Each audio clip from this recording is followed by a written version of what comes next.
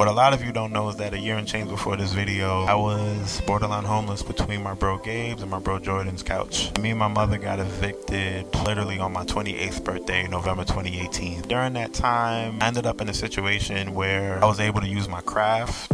It wasn't what I thought it was going to be, but I was able to do some cool stuff and cool opportunities on the way, but it did push me to create value for myself.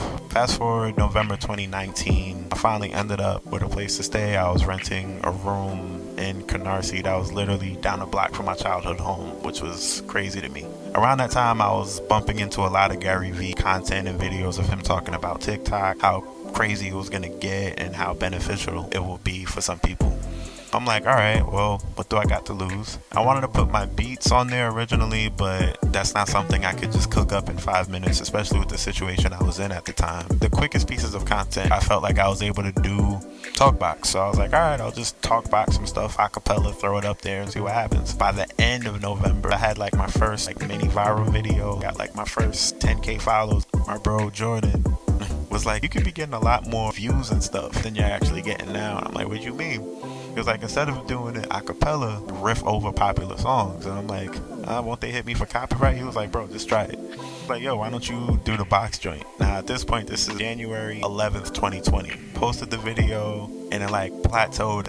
It moved, but it didn't really move. So I just kept consistent. Fast forward the next month, February, right before the pandemic hit, I'm just seeing a whole bunch of notifications. Turned out, shout out to Isaiah Bacon. He did a trend to it. It was the remote to the neck thing. Now it's on Twitter.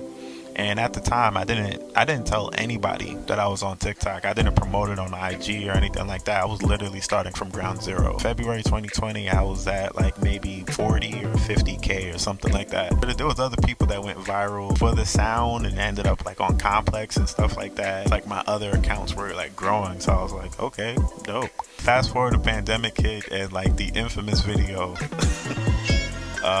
Shout out to the kid and his parents and everything.